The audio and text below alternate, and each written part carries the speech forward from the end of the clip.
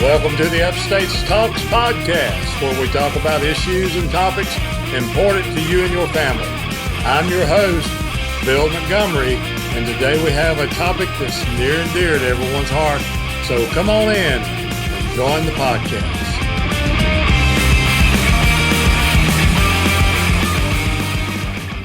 Welcome to the Upstate Talks podcast. We have a great show scheduled today. We're going to talk about a topic that's near and dear to everybody's heart. When this topic comes up, everyone, and I mean everyone, has an opinion.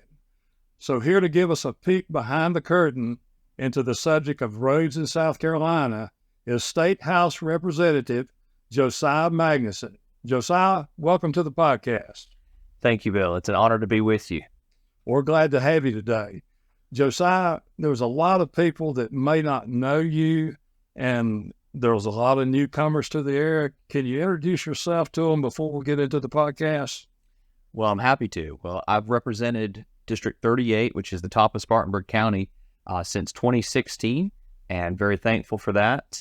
For work, I got my start in electrical work. I did electrical repair, moved over to do some solar work, and then into sales. So I actually work now for a Christian education company. We distribute Christian books and resources around the country and around the world, actually. And I have a wife, Leanne, and a little baby, Joe Lee, and I'm very grateful for them. We live on Highway 11, and so we've, we're grateful for the community and wonderful people around here. And we have about 5 acres, and so we enjoy just being part of the community in the northern Spartanburg County area, and look forward to continuing to serve. Well, thank you for that. We live pretty close to you as well. I think we're about 7 or 8 miles from you as the crow flies. Josiah, the topic of roads in South Carolina is really a hot button issue. Can you take us through the process on how roads are chosen to be repaired or resurfaced, and what input, if any, does a State House representative like yourself have? So thank you, Bill. So this is something that I know a lot of people are talking about. And like you said, it's a hot button issue. The bad news is that state representatives don't have a lot of input in the process anymore. A couple decades ago, it was kind of taken out of our hands. And, that's a double-edged sword, because back in the day, it was truly the good old boy system. It was just political connection.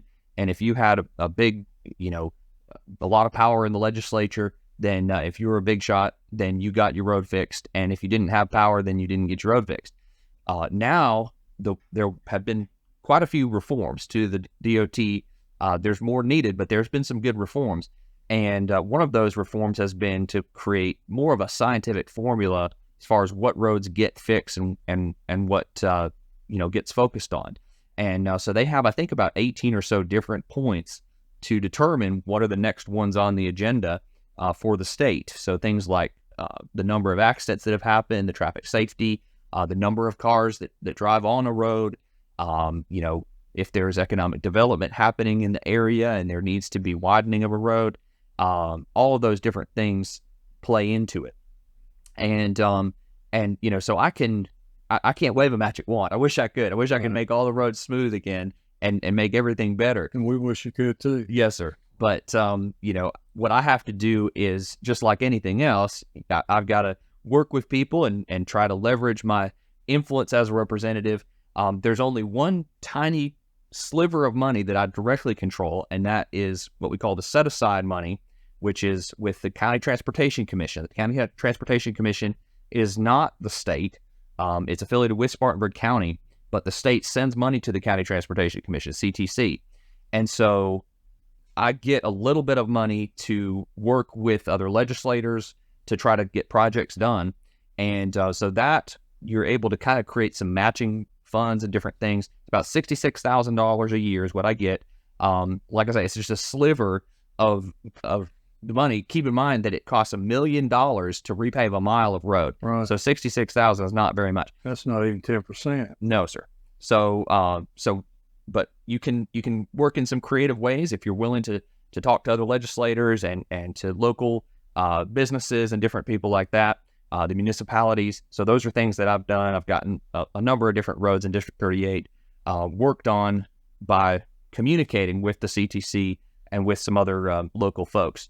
So, examples of those would be, while we're on it, I guess, Highway 14 going from Landrum up to the state line. That was a mess, flooding and all of that, which I guess it still floods a little bit, but coming across that state line area, that was a mess to try to get up into North Carolina. We got that repaved. Clark Road is another example of this, where we've been able to work on some matching funds, and the county has been very helpful on getting that repaved. Bishop Road going south from Clark Road to 176. And then, of course, Old Asheville Highway in Campobello. That was one where we worked with the city of Campobello and the town, and we got some money for repaving Old Asheville Highway up there where I think it's the Cane Creek subdivision. So there's a lot of work that we've done here, but there's a lot of different pots of money. That's another thing that gets confusing, because the county and the state deal with different pots of money and with different roads. Some roads are county and some roads are state.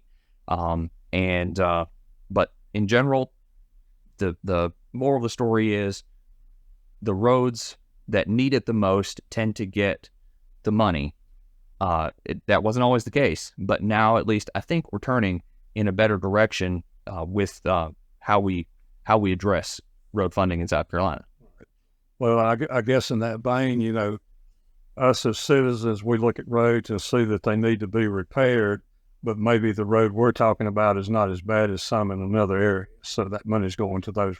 Exactly. Yeah. How long does it take once a road is put on the books, I guess you would say, to be repaired? How long does it take before it's actually repaired and the project begins? So it takes a long time. And this is something that where I say more reform is needed at the DOT. And I think more accountability and transparency and responsibility would do a lot of good to put more fire under their feet. And I think sometimes it's the laws, even at the state level, and regulations at the federal level that play into this as well. So those are all things that we're going to continue to work on. But the timeline, the way they set it up is they give 18 months from the time they decide to do a road project. The DOT gives 18 months for contractors to bid on a project. So they let the contract for 18 months, and then once that contract comes back and they decide who's going to do the work, then that contractor has 2 years to get the job done. So you're talking about up to 3.5 years from when construction is actually first scheduled to the time that it's completed. And to me, that's too long. I mean, that doesn't happen in the private sector. It only happens in government, that you would say that 3.5 years to 4 years is really an acceptable timeline to get road work done. We need to really shrink that down and find ways to solve those problems and get work done in a timely manner. I've heard you say this a couple of times, that we've had some reform at SCDOT, and you say there's more needed. I know there's been some problems there with leadership, and you introduced a bill, I think, that had an unexpected outcome. Can you tell us a little bit about that? I'm happy to. So one of the things that I've supported is to put the DOT under the governor's office, so that there is somebody to hold the bureaucracy, the bureaucrats accountable. What I started to realize was, for a long time, that just never got any traction. I said, how can we give the people a voice in electing somebody who can have responsibility to fix the roads? And so what I came upon was the lieutenant governor's office is something that doesn't really do anything right now, but that is something that is elected when the governor goes into office. And so I said, why not have the lieutenant governor be in charge of the Department of Transportation? And that would give you sort of have the best of both worlds, because the governor is picking somebody who's qualified, but then the people get a vote when the governor runs for election. And so he has to pick somebody who the people will be able to support. Right. So I introduced that as a bill the end of last year. And we announced it, me and the Freedom Caucus, which is our team of conservative legislators in the state house. We had a press conference and we said, this is going to be one of our priorities. We had about 8 different priorities And this is going to be one of our top priorities for the coming year and moving forward. That was on January 16th that we had that press conference. The next day, January 17th, the Secretary of Transportation, Christy Hall, announced that she would be stepping down from her position effective March 31st. And so, I think that we put pressure on her, and of course we had been putting pressure for quite a while, to say we need more accountability and we need somebody who's actually going to put fire to their feet and get the job done. And Christy Hall, unfortunately, was not doing that. She's really well thought of in Columbia, but across the state, you ask people, is DOT doing a good job? I think the answer is going to be they've not been doing a good job. The quality's been terrible. Again, the timelines of how the work gets done are terrible, and we needed new leadership. So the good news is that as of the beginning of April, we have a new director of the DOT. His name is Justin Powell, and he seems to be doing a really good job. He's setting better deadlines for the contractors, creating incentives to get work done early, just really setting things up to where they're going to get the job done much more effectively. So I'm optimistic. I think that we're turning the ship with this, and sometimes you have to, put pressure on the right directions and work with the levers, the tools that you have available. Because again, I think in this case it was a failure of leadership in part, why we were seeing poor quality work across the state of South Carolina. Okay. Something in that vein that just came to mind, out here on 26 in our district all the way to the state line of North Carolina, it's been repaved several times. And, it seems from a citizen looking at the paving that the quality wasn't where it was up to snuff. Are things being done to address this sort of issue when it comes to paving and repairing the roads? Yes, and it's something that I've drawn to the attention of the DOT multiple times.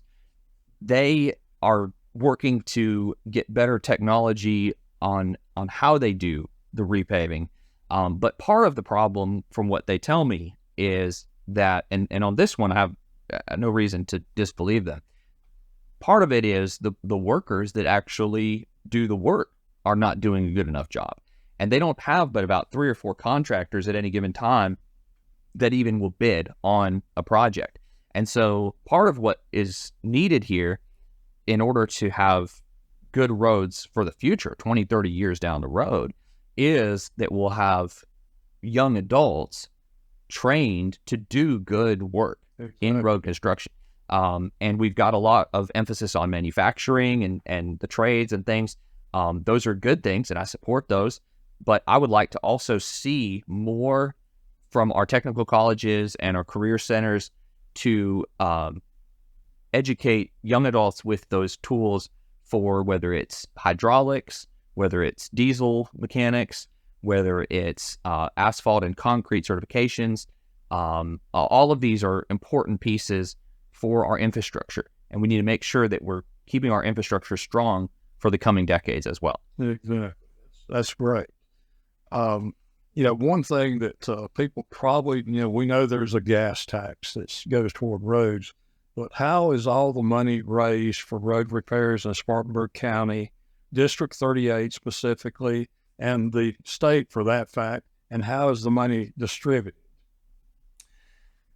So this goes into a long conversation. I won't be able to, I guess, mine the depths exactly of the details today, but it goes back to there's 2 pots of money primarily. There's the state and the county. So we have the county, they do the penny sales tax. We just voted on that. Previously, there was the road fee on your property tax. That was ruled to be unconstitutional, and that was actually a group of mainly Freedom Caucus legislators that did a suit against the counties to show that it was unconstitutional, it was illegal, and the state Supreme Court agreed with us. But now the other side of that coin is, well, you have to get money from somewhere. So that was part of why the petty sales tax then was proposed, that had been previously used on the courthouses. So on the courthouse here in Spartanburg. Well, long story short, that money is only one side of the funding.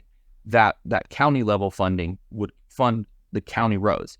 Then the state funding would be the state gas tax. That's a completely different thing. The state gas tax is 28.75 cents per gallon. And you find that one divided up into basically thirds. You have 10 cents that goes towards maintenance of the roads. Then you have 10 cents that goes towards paving and rural road safety, which that also includes interstates and bridges. And then you have the rest of it, about 8 cents, 8.75 cents, goes to the CTCs. 4 cents of that goes to CTCs, which does go back to the county. And then there's some other pieces here where the State Infrastructure Bank gets 1 cent of the gas tax. And then there's some other little places where the money goes 2 cents for federal matches. And then there's a couple other little places like DHEC gets a slice. The Department of Natural Resources gets a slice. So there's some other little things that get that go, to that get funded with the gas tax as well.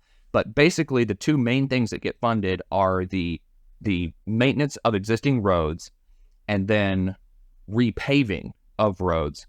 That accounts for 20 cents of the 28.75 cents. So the question then becomes, how is the money being used, and is it being prioritized properly? Again, I think in most cases, it's going to roads that need the help, but you have to have the leadership in place that is doing good work and making sure the work gets done in a timely fashion. So that's where I think we've turned a corner. I trust that we've turned a corner with the new Secretary of DOT. Time will tell, but I'm going to keep doing what I can to hold those state agencies accountable, and the SCDOT in particular, to make sure that the work actually gets done in an effective way that people will feel is getting the job done. Well, we hope it has changed, and we'll keep our eyes out as time goes on as well.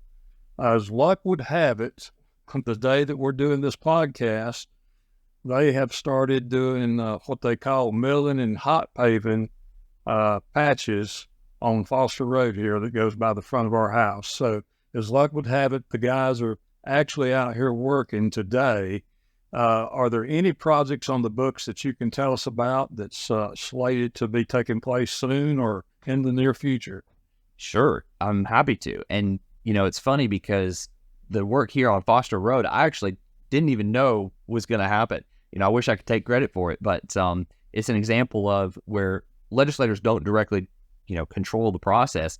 And so I found out about the work on Foster Road like the same as anybody else did. It was something that was... Well, let me say something in that vein. I was talking to the man from Spartanburg County out here, and he said that for every road, and he was saying this comes from the 1% sales tax that's done for the roads in the county.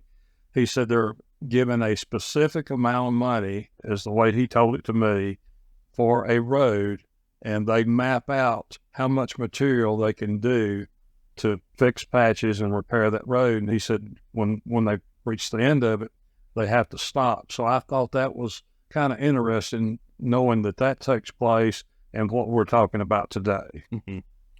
And fortunately, I feel that the county has done a good job with how they've administered the roads, and I actually would like for more to be handled by the county versus the state. I think that has been much more effective and efficient. And one of the things that I've done in the time that I've been in office is work to direct more money towards the CTCs, towards the county transportation commissions, instead of pouring it into the DOT, the SCDOT. And we've been very successful, gotten hundreds of millions of dollars more going to the local level versus the state level. And that's partly because I failed to mention the gas tax is not the only place where we get funding for the roads. We also can designate funding in the general fund in the state budget towards the roads. And so that's something that I've advocated for, and we've been able to get, again, hundreds of millions of dollars more in the general fund over and above the gas tax going to the roads, especially at that local level. And that's important because I don't want all of the money going towards interstates. I don't want it to go, like you mentioned, the work that's being done on 26 isn't even that great. It seems like, and it was redone just a couple years ago, and now it's being done again. So that's confusing to me why that would happen. I would rather have the administration of the funds be at the local level as much as we can. And so that's going to continue to be something that I'll work on to make sure that people who understand what roads are needed are the ones that can make those day-to-day decisions more often than not. So what are some of the projects that you can tell us about that's being scheduled to take place? Yes. So one that I've been working very hard on is Highway 357. And that one, and again, I wish I could just say, do it and it gets done. But I've been having to kind of lobby the DOT and say, hey, this is an important thing. They looked at it back in 2022 and they said they were going to get it done. But it's taken them until 2024 to actually get construction started. But we now have that going, and I'm grateful for that. Another one that is very important to me is Highway 11, and that one's going to be repaved next year. The bridge, of course, over 26 on Highway 11 is really in bad shape. The hope is that that'll be able to be redone at the same time next year when Highway 11 is repaved. They're not 100% sure because they're not sure how bad off it is structurally. So they're working to find that out and see if it's even something that they can redeck the concrete on the bridge and it actually hold for enough time that it would make sense to redo it. But those are some more things. Highway 176 is also on the list. That's a good thing. They're going to start repaving in Spartanburg and work north all the way up through Inman and Campobello and Landrum. And so we'll look forward to seeing that. And then, of course, the project at the Clark Road area is going to continue. Sugar Ridge Road and those areas are going to continue to be repaved, and the roundabouts are going to go in. I know a lot of people don't like roundabouts. I don't particularly enjoy them either, but they are more safe in the long term. And it's better than a four-way stop. Yes, for sure. You can keep traffic moving, and it's less cost to the taxpayer, to maintain them. So that's why they've chosen to do more roundabouts lately. So those are some examples of projects that are coming. There's also a lot more work, on some of the other minor roads, and I've put out some updates on Facebook. I try to keep people informed that way as well. But I'm grateful that the DOT is making an effort to get work done. Actually, Spartanburg County, believe it or not, has this year the most amount of funding directed toward it in the state. And so I think we've been very effective on getting funding back, home, and not letting it go to other parts of the state as much as possible. And we appreciate that. Well, Josiah, we appreciate you coming out today. How can people get in touch with you if they want to follow you or email you? Or they can go to my website. That's a good way to look and see what I stand for, what I believe in. JosiahMagnuson.com. JosiahMagnuson.com. They can also keep up with me on Facebook, which is facebook.com/MagnusonSC, like South Carolina, MagnusonSC. And feel free to email me or call me. And my contact information is on my website, JosiahMagnuson.com. Text me. Happy to stay in touch and try to be of service. If anybody needs help with state agencies, or if you have a pothole that needs filled, I'm happy to try to get that done and make sure that the road is smooth where your house is. We appreciate that. Folks, this is the inaugural podcast of the Upstate Talks podcast. We're so thankful that Josiah came out today to have a talk with us about roads and educate us a little bit more on the process it takes to have our roads in the upstate repaved, repaired, and even new roads down the road. So maybe in the future we can talk about healthcare or some other issue. We can get back together and do another podcast. But Josiah, we appreciate you coming out today. Thank you, Bill. It's been an honor. Thank you.